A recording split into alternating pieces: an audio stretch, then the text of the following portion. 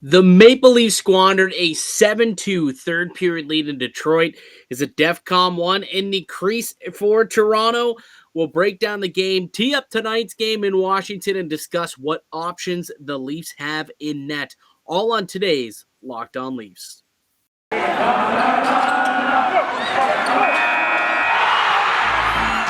You're Locked On Maple Leafs, your daily podcast on the Toronto Maple Leafs. Part of the Locked On Podcast Network, your team every day.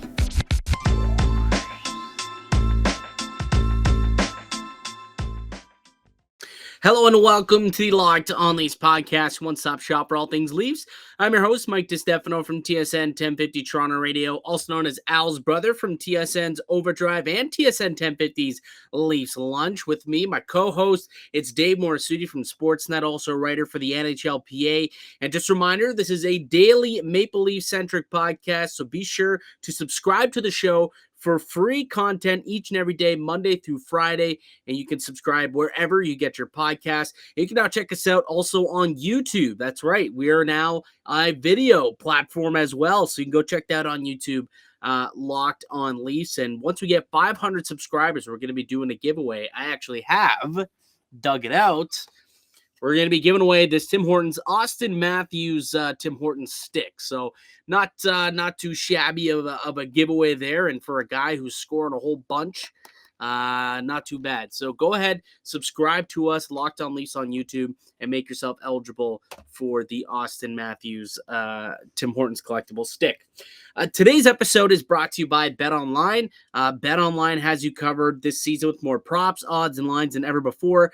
BetOnline, it is where the game starts.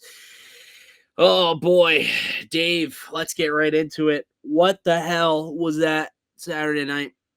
What the hell was that? Look, I had no words at the time because when it got to 7-4, I'm just like, they're really not going to do this, are they? Like, they're really not going to do this. And it went to 7-5. I'm like, oh, they're definitely going to do this. They're definitely going to do this. And I hate to say this, but the first person I thought of when all this was happening, because I know he was doing a live stream at the time, was Steve Dangle. And that was the first thing. Literally the first place I went. And man, A meltdown. yeah. And like, it's just like when you, even though they won the game, you're just like, ugh. Everyone in the hockey was like, oh, this is fantastic. Let's give more 9-7 games. But it's just like, no. Well, I think like it'd be different if they were, trading goals back and forth all game long. Maybe it'll be a bit different. But like the Maple Leafs went into the third period with a 7-2 lead. 7-2 going into the third period. And guess what? If you didn't score the third period, that game goes to overtime because you allowed 5 goals in the third. It was preposterous. I mean, it was just like they couldn't get a save, not one freaking save. Jack Campbell ends up getting pulled in the third period while still in position to win that game.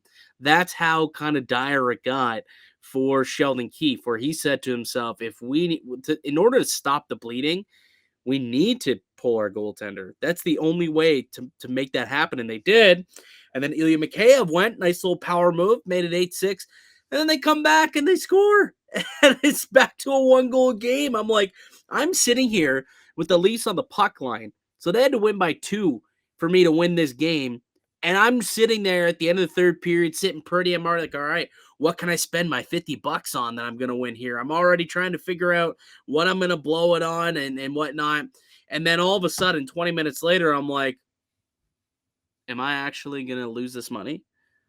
Like, is this really happening? It was honestly just such a tough game to watch. And it sucks because the first 20 minutes of that game, like the Leafs, they started on time. They were absolutely dominating through the first 20 minutes. Like that top line, Bunting, Matthews, and Marner, like holy crap. I mean, you talk about the 3 stars of the game. Let's do it right now. It's Marner, Bunting, Matthews. All 3 of them, that first line. Those are your first, second, and third stars of the game. I mean, Marner, 4 goals, 2 assists, 6-point night. Michael Bunting, a goal and 4 assists for a 5-point night. Austin Matthews, a goal and 3 assists for a 4-point night. I mean, like that line, that team, literally that line combining for 15 points on the night. It was absolutely incredible. And like some really nice goals too. Like Michael Bunting doing the old Marner, thank you. There you go. And Amara just comes in and scoops it up into the clean open net. But then the third period and all hell broke loose. And the Leafs just couldn't get a stop. I mean, how worried are you, man? How concerned are you about the goaltending? And that Veleno goal specifically too, the one that really got Campbell pulled, that's just unacceptable, man. Like your everyday beer league goaltender makes that stop and doesn't give him anything to shoot there. That was, I mean, There were people who probably would have preferred David Ayres in net at that point than Jack Campbell. I hate to say it, but after that goal, that I had no words because this is clearly not a technical issue. This isn't like Jack Campbell this is like a confidence thing. This is where he thinks he can't make the save. It all started with that giveaway behind the net, and he misplays the puck, and it ends up in the net. And from there, it just seems like he was fighting himself because I was looking at the goals he was letting in, and I was like, oh boy, like these are brutal. And they get worse and worse and worse. And like Detroit definitely smelled blood. That was like that, and like they gave Detroit an in. And as I said before, never let the opponent know that you have they have you mentally, and that's what he did again. yeah, it's exactly what happened there. And then they've swapped him out and quick goal on Mrazek too. And you're like, oh no, can we get a save, please? A save from anybody would be grand. They ended up holding on, obviously winning the game 10-7, but I mean, when you go into a third period, you really do expect to be able to hang on to that lead and be able to coast and not have to score anymore. But they did have to score more goals. It was insane. It was the first time that the Leafs had scored 10 goals in a long time too. It was really just a bizarre game overall. But what was even more disappointing, I looked this up after the game. I was a little bit surprised to see it, but the team scores 10 goals. John Tavares held pointless. You know what? Like there are a lot of players that were held pointless. Morgan Riley, another one. Now there was no power play, so and that's where a lot of these guys thought the dog's going absolute wild. Look at that. The dog is so upset that John Tavares didn't get a point. He's so angry with John Tavares. Why are you doing this to me? Why are you doing this to me? He is. That's exactly what he's mad about. I think people are home, so I think they're just going wild. But anyways, back on track here. But just not getting a point, like that's unacceptable. We've talked about this for it's gone really in depth this week. It's really starting to get highlighted, the struggles that Tavares has, the lack of production specifically at 5-on-5, and for him not to register a single point when the team scores 10 goals. And I know like 6 of which came from Marner, Bunting, and Matthews. So granted, I guess that's, those are going to eat up a lot of those points. But I mean, clearly the opposing goaltender is also just as much Swiss cheese as Jack Campbell and Petr Mrazek. You couldn't find yourself to get yourself a goal there just to get off the schneid. Like this is some kind of like bad streak that this guy's on. Like he's gone 15, 16 games now without scoring a goal at 5-on-5. I mean, this guy makes $11 million. It's actually unacceptable at this point what's going on with him. Like, and here's the thing.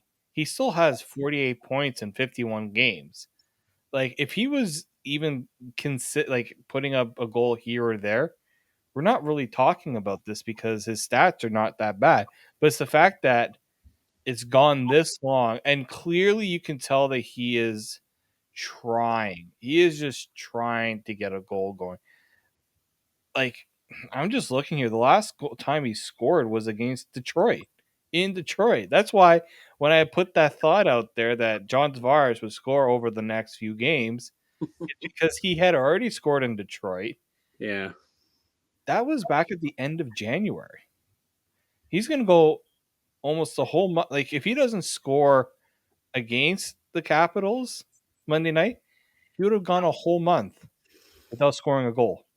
which I've never seen that before from John Tavares. And even then, that goal was scored in the power play. He's already gone a calendar month without a goal at 5-on-5. That's very true. Right? So, I mean, yeah, it's not going well for Tavares. There's been some good looks. Don't get me wrong. It's not like he's a complete liability out there, but at some point, this needs to break through, man. It's got to break through. I think it will. Like, I don't think he's going to be a complete waste of space the rest of the season. It will break through, and then we'll be sitting here thinking, wow, what were we having? Why are we complaining? What were we all worried about, similarly to the way we were about Mitch Marner not scoring at the beginning of the year and Austin Matthews not scoring at the beginning of the year. These dips happen, but a month-long dip often it's a little bit too long for a guy making as much money as he does. And no one says, oh, why do you always focus on the money? Because of that contract, the Leafs can't go out and get other players who can score goals. So when there's a cap, it's always about money. And if you're not living up to those expectations that your contract puts on you, yeah, you're going to get scrutinized for it. It is what it is. And, Tavares is not living up to those expectations. Nylander did score, but he also does need to pick himself back up a little bit too. The third line, actually, I thought had a good game. The third line was that line that really responded for the Maple Leafs too, right? You get that goal by Mikheyev. Kampf had himself a pretty solid game. Got rewarded for some hard work in net with a nice tip. And then Andre Kasha scoring on the PK. So, like, those guys are really becoming, I guess, just in that game specifically, but like that, they've been more of depth scoring. And actually, they have been over the course of the last calendar month. If you look at the 5-on-5 stats, the third line, the dominant checking line of this team, and they're specifically a checking line with like 20% ozone starts, they're outproducing that second line right now. Like, that can't happen. That cannot happen. And it's not like the third line's just going bonkers and they're scoring every game here. It's just the lack of production from the second line that is allowing that third line to look so, like, to shine through, which it's just not good. It's not good. It's not good. I know you win a game, you get your 2 points, you should feel good about it, but man, when you're up 7-2 and the game ends 10-7, and at one point it was 8-7, yeah, Leaf fans are going to be a little bit weary about this team. And it was strange too. What did you make of the D pairings? Because it was the first time that we've actually seen those D pairings, and Sheldon Keefe decided to switch things up. Full left shot guys on the left, full lineup of right shot guys on the right. So you had Riley with Dermott, which didn't go over very well, I will say that. Muzzin and Hall, actually, I thought, or not Muzzin and Hall, Brody and Hall, I thought were actually decent. And Justin Hall, quietly, a 3-assist night. I mean, they had the one nice one to Marner, but outside of that, or no, Bunting. Yeah. Bunting. But outside of that, I looked and I was like, oh, 3 assists. Okay. Interesting. Makes sense. All right, cool. But, like, you can't go into Washington with that lineup after giving up 7 goals, can you? No. I understand what Sheldon Keefe was doing. Like, at 7-2, you can afford, or you should be able to afford to kind of mix things up and see how the different defensive pairings work. But he did that all game. Like, that, he started the game that way, and it started off fine. Everything was fine through the first 40 minutes. And then all hell broke loose in the third. I don't know what the hell happened. They said Detroit, they knew they were going to come out hard. I don't know if they didn't believe it or what, but the Maple Leafs just on their heels in their own zone. There was like a 6-minute or I think it was like 7-minute span where Detroit scored like 4 goals. It was like a 5-minute span. Yeah, it was not ridiculous. I think it's also, how many times have we seen this from the Leafs where they get a big lead and it's like, it's almost like they don't turn it off completely, but it's almost pretty close. Like, they've got it on cruise control, but got on like a lower setting than we'd like to see. I'm trying to remember what it was or who asked him this. Somebody asked him, what do you want? What's your trade deadline wish? Do you remember what his response was? Oh, man. Oh, wasn't it to play defense for a whole 60 minutes? He wants a 60-minute game. That was not a 60-minute game. It was yeah, like They it was played a 40-minute game. I'll give him pretty, that. yeah, pretty solid hockey. I mean, that first period was as dominant as a period as they played in a long time. Let's give them their flowers. They came out, they started on time, but that's all quickly fades away when you have an ending the way that they did. Luckily, they got the 2 points. Could you imagine if this was a reverse score and they went in with a 10 or went in with a 7-2 lead in the third and then lost 10-7? Oh my God. That might be that probably would have been a record for goals allowed in a third period. Like It was, yeah, that was an interesting game. It's one where you really just kind of do. You take the positives from the first couple, and then the third period. I guess you throw the third period in the garbage, throw the tape in the garbage, and you move on. If you're Jack Campbell, you have to. I think you do. I mean, I don't know if you heard this. I guess Marner went to Jack Campbell in between commercial breaks after he got pulled and just said, "Hey, man, all good, not your night, but you're still our guy," and tried to lift his spirits. And we know how hard he is on himself. Coming up in probably the third segment, we're actually going to take a look at not to say that the Leafs are going to make a change in net and that they're going to actively shop for a goaltender, but we'll take a look at some goalies around the league who potentially could be available via the trade market if the Maple Leafs did want to go that route. So we got a few goalies in mind that we'll talk about, but we'll take one quick break now. When we get back, let's chat about this Leafs and Caps game that's going to go down tonight. It's the first time Sheldon Keefe will be taking on Alex Ovechkin in the Capitals in the National Hockey League. So a little bit of a monumentous game for Sheldon. Sniper versus sniper, the two best shooters in the league. Should be a fun one. And let's tee it up when we return. But first, how about a word from our show sponsor? yes, our good friends over at Built Bar. I'm sure that if you were stressing in that third period and wanted something to kind of hunker down and keep yourself in a good comfort zone, probably would have been a good choice to get a Built Bar. All Built Bars are covered in 100% real chocolate, 100% real chocolate, low calorie, high protein. Okay. So make sure you go to builtbar.com and scroll down the macros chart. You'll be blown away. High protein, low calorie, high fiber, and low carb. Compare that to any candy bar, which usually has around 240 calories, 30 grams of sugar, and dozens of net carbs. You can get flavors from mint brownie, coconut almond, and new for this month, white chocolate cookies and cream. At Built Bar, they're all about the taste. They make it taste delicious first, and then figure out how to make it healthy. I don't know about you, but they pull That it off sounds every delicious. time. I finally got my Built Bars, Mike, and they are fantastic. I should have brought them out with me. They're fantastic.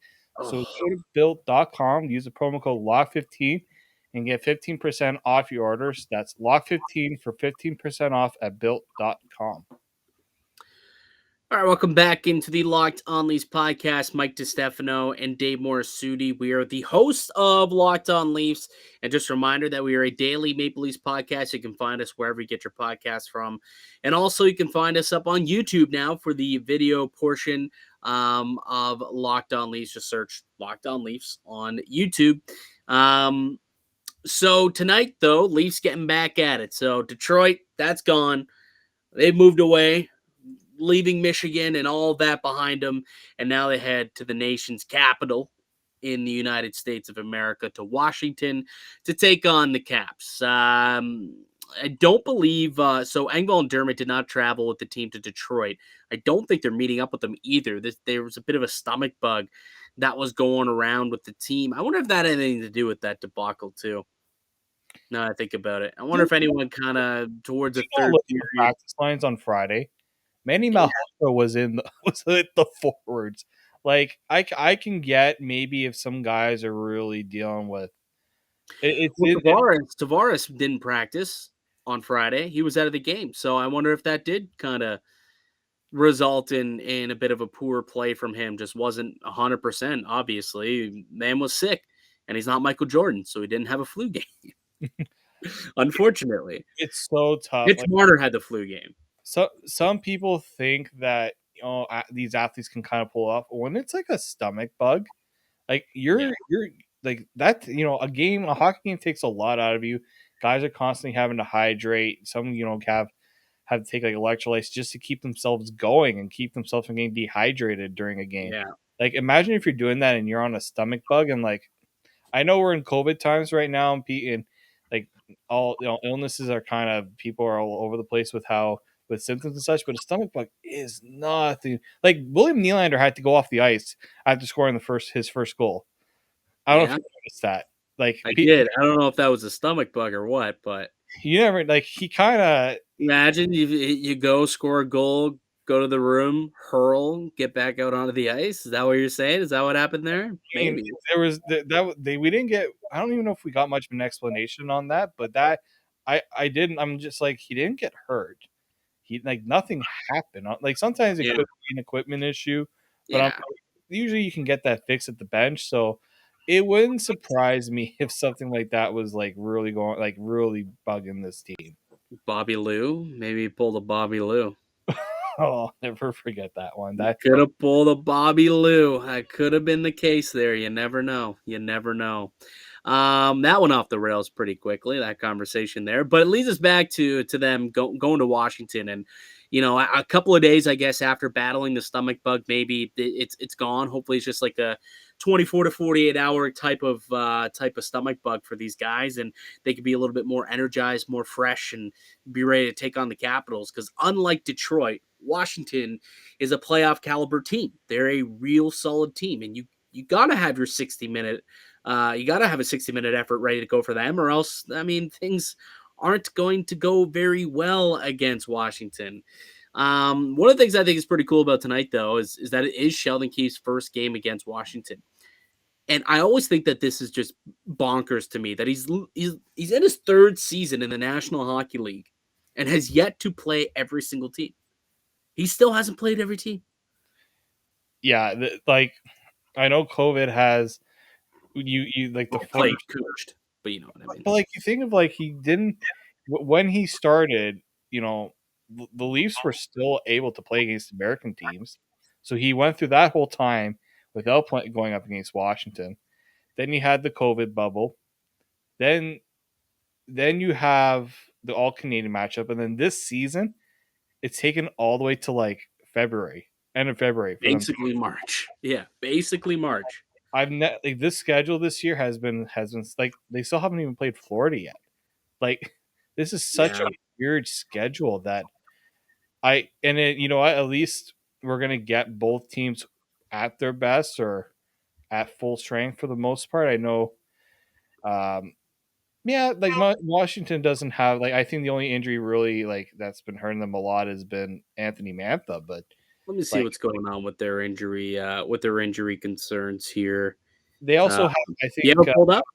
Yeah, I do right now. So yeah, Mantha has a shoulder injury. He's been on the IR.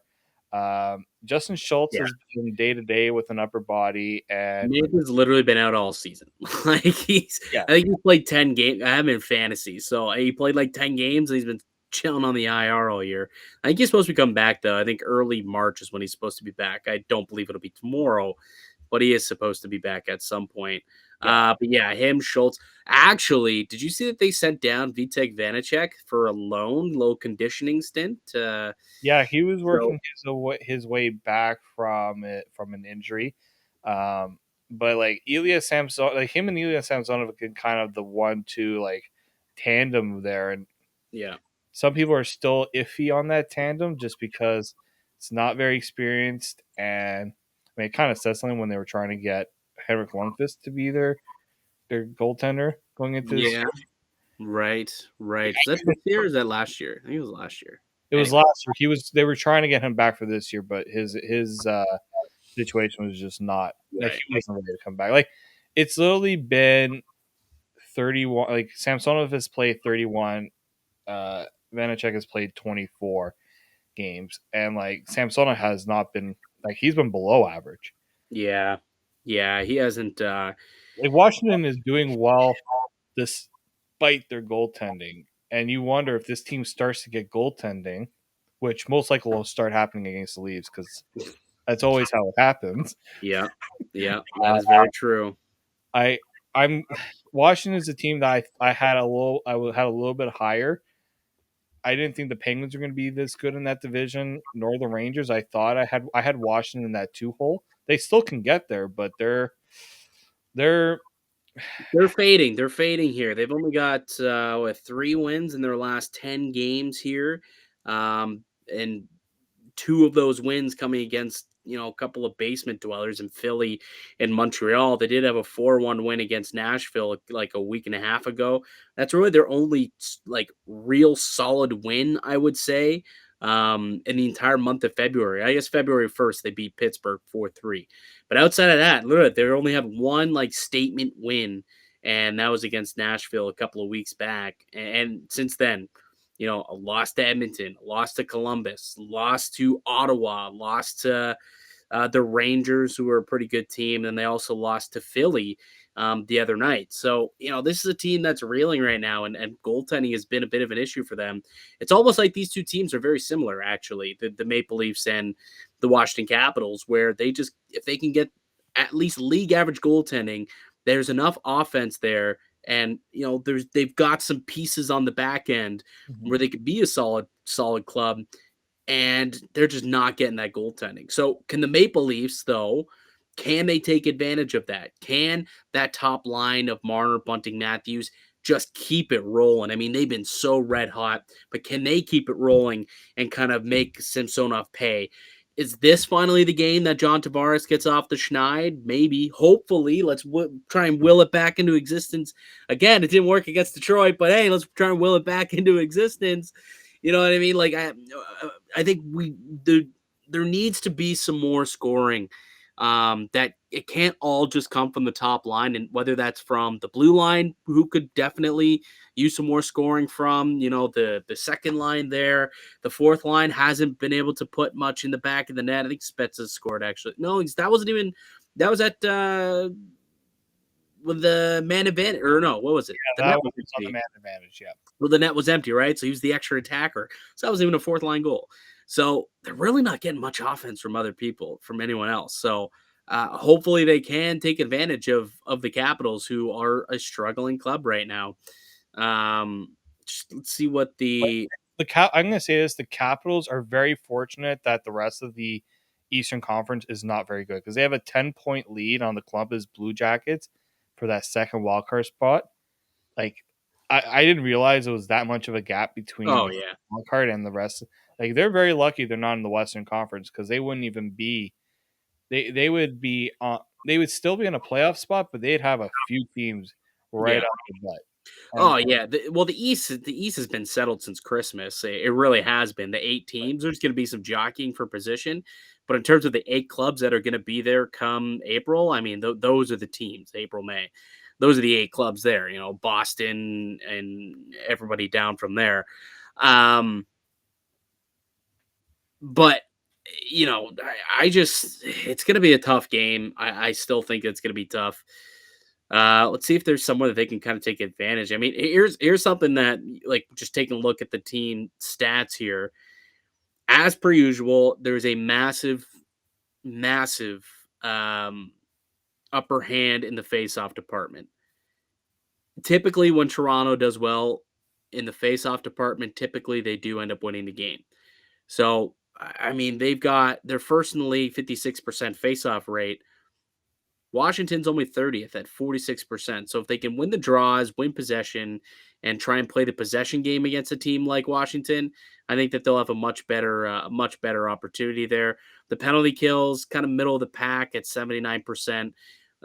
So the Maple Leafs have a very strong power play. They didn't get a single power play. That's a weird thing too, eh? 10 goals and not a single power play. And yet they still scored 10 in Detroit. But if they can draw a couple of power plays, draw a couple penalties, go to the power play, I think that's going to probably be a recipe for success. Almost play a similar game to the way they played the Minnesota Wild. I think if they can play that way, where it's kind of low event, you make sure that you don't make a mistake, because guys like Ovi and Kuznetsov and Tom Wilson, like, those guys will make you pay. They'll make you pay. TJ Oshie as well. So I can almost see this game playing out very similarly to the Wild game. And if the Capitals do the same thing, then it'll really be the same way. But if I'm Toronto, I think I try and limit it and try and play a low event hockey game and try and just allow my big boys to make the play when they can. Well, we already know that the big thing they got to worry about is Alex Ovechkin. Like, not only just because of how he has 32 goals this year. First off, you want to make sure he's going nowhere near Matthews on the scoring race. Like, we got to protect that. Matthews can take care of business on his own, but the team's got to pitch in there. I also think, like, if you look at it, like, Washington, despite their issues this year, they're tied for second in the NHL with 6 shutouts. Like, they can get an out of nowhere good goaltending performance. Vanacek has been the better goalie of the two, and he's not going to be in this game. Like, it's either going to be Ilya Samsonov or they go with Phoenix Copley, who's been their number 3 guy all season long. So, that is going to be a benefit. The Maple Leafs are going to have the weaker goalie in their system, with Vanacek obviously being on loan, unless they plan on calling him up tomorrow, which I guess could happen as we record this on Sunday night. Perhaps something changes on Monday and they call him up from the minors and make him start that night. But I don't know. We'll see what ends up happening. Last couple of games, yeah, like these days, 2 teams haven't played since 2019. It's so different. It's not even remotely the same team last time that these 2 clubs did play against each other. And Washington won both those games that year. The year that before the bubble, 4-3 in overtime last time, and then a 4-3 in regulation. They've won 3 in a row here, actually. Washington's got 3 wins in a row against Toronto, 3-2, 4-3, and 4-3. But I think this will be a victory for Toronto. That's going to be my prediction. I think Toronto gets the victory here. Yeah, I think it's going to be a tight game. I'm going to go, about a 4-3 Leafs win. Mrazek, I have faith that he can pull it off, considering how he played against the Wild. And if we see that type of performance, pretty good chance that they'll come away with the win. It's got to be Mrazek, right? 100%. Like, the thing is, I listened to what Sheldon Keefe's reasoning for going with Jack Campbell, and it was like they didn't want to go too long between starts, and he was playing in his home state. So if you're going by that logic, then you don't want Petr Mrazek sitting around either. And I think it also would send a bit of a message to Jack Campbell in that maybe, again, as I thought they were going to do in the first place, you give Mrazek a couple of starts to kind of say, all right, we're going to give Peter his chance here because he's been the better goaltender lately. Yeah, I mean, there's that angle, but also, speaking with a lot of very smart hockey people and guys, in the game, goaltenders, like if they're in a funk, the best way to do it is to just get a lot of practice time. And for Jack Campbell, if he's playing every night or every other night, there's not much time for him to work on his game in practice. I almost feel like giving Petr Mrazek a run here of 3 games or so, like give him the whole week. What's the schedule like? Is there a back-to-back this week? I'm Washington on Monday, then they play Buffalo on Wednesday. Yeah, I know they got Washington, Buffalo. Like, give Mrazek both of those starts and give, maybe Jack the whole week off and let him come back and play the Saturday game. Against the Canucks? Let him play that game on Saturday against the Canucks. Like, let him have that game there, come back home, refreshed, give him the whole week to kind of get himself, have some good practices with Steve Briere and try and, get his game back because man, this ain't it. Like what we're seeing. And the thing is, when it comes to him is we know that Jack Campbell's a good goaltender. We know that it's in him. He showed us that earlier this year. He showed us that all last year. So we know that he can be a top tier number 1 goaltender. It's all in his head. Yeah. It's all in his head. It always is. Confidence is so big for this guy. And I just think when he's getting out there, he's in his own head. He's allowing a goal here. And once he allows one or one bad one, things start to snowball. So maybe just take that take that risk away from him for that week and allow him to rest his mind, his body, his soul, all of that, and allow him to work on his game in practice, and then get him back out there for that game next weekend against the Canucks. That's what I would do if I was Sheldon Keefe. Whether or not he does that, I don't know. I don't know, because at some point, you do want to, I guess you do talk to Jack and you say, hey, what do you want to do? Or that's what they say. We talk to the goalies, we figure it out. But at some point, you got to kind of take the bull by the horns and say, look, you got to figure some stuff out. We're going to give you that time to figure it out. In the meantime, it's Peter's net. And that's what I think needs to happen this week. And look, they have a back-to-back next week as well. They're going to need Jack. Of course. I mean, I'm not saying to fully give Mrazek the net, but I think for the next few games here, I think that's what they need to do. And then they can reevaluate and reassess, if Campbell comes back and has a couple of solid starts. I mean, the bigger problem, too, is Mrazek's not even running away with it. He has an opportunity to run away with it, become the number one goaltender here, because Jack Campbell's just hasn't been able to do it in the last 3 months, and he hasn't been able to do it. That's the sad part. You make these goaltenders, these tandems are supposed to push each other and have that internal competition. There's no competition right now. No. It's who can suck less. Yeah, that's what it is right now. Who sucks less? Because that's who's going to get the start. One of these guys need to just take the bull by the horns, because the job is up for grabs right now. I really do believe that the job is up for grabs. And if Campbell can refine his game, it's his job. He's back to being the top guy who's going to get 2 of 3 starts. But if it's Mrazek, he's got an opportunity to take it too. So the job's up for grabs. And one of those two, if the Maple Leafs want to do anything this season or anything in these playoffs, one of those two's got to get themselves back on track. Yeah. And I also think of it like it's almost like Mrazek missed it, Dave. Oh, mic drop. Sorry. Our YouTube friends will see it. So if you're not on YouTube, you missed it. So go on YouTube. Tell you what, let's I guess we could keep this power ranking for tomorrow. Yeah. I also just wanted to point out that Ryan Dzingel scored his first goal at the San Jose Sharks tonight. Oh, yeah. Nick Ritchie had 2 points for the Arizona Coyotes, too. 2-point night for Nick Ritchie. Good for you, pal. Good for you. Yeah. Toronto, is this where people come to die? Is that what this is now? And then they get a new lease on life? They can't even get the Toronto to die in some cases. Well, yeah, for Dzingel, yeah, you're right. Dzingel, Brooks.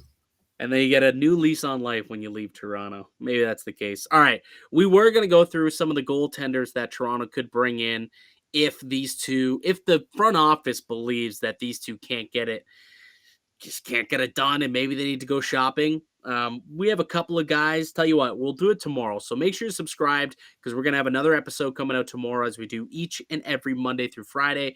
And we're going to be doing it. It's our power ranking, our top 5 goalies who we think could be on the block and could help Toronto if they want to make a goalie change. So that's what's going to be on tomorrow's show. So make sure that you're subscribed and ready for that. But before I do, let me tell you about one of today's show sponsors as we close it out, and that's betonline.net. Football might be over for the season, but basketball is in full steam for both pro and college hoops. From all the latest odds, totals, player performance props to where the next fire coach is going to land, betonline.net is the #1 spot for all your sports betting needs. BetOnline remains the best spot for all your sports scores, podcasts, and news this season. And it's not just basketball. BetOnline.net is your source for hockey, boxing, and UFC odds right to your favorite Vegas casino games. Head to the website today or use your mobile device to learn more about the trends in action. BetOnline, it's where the game starts. All right, Dave, it was a fun one. Man, Saturday sucked, but hopefully tonight is a much better game. Leafs. Thanks that Saturday sucked, by the way, and they won. I'm just gonna point that out there. I know, but it's just it was not good for the heart. It was not good for the mind. It wasn't. It was just such a roller coaster. I felt so good up until about 9 o'clock. The 9 p.m. came, And That was like Leviathan, but in reverse order. Have you ever been on Wonderland in Canada, in Toronto?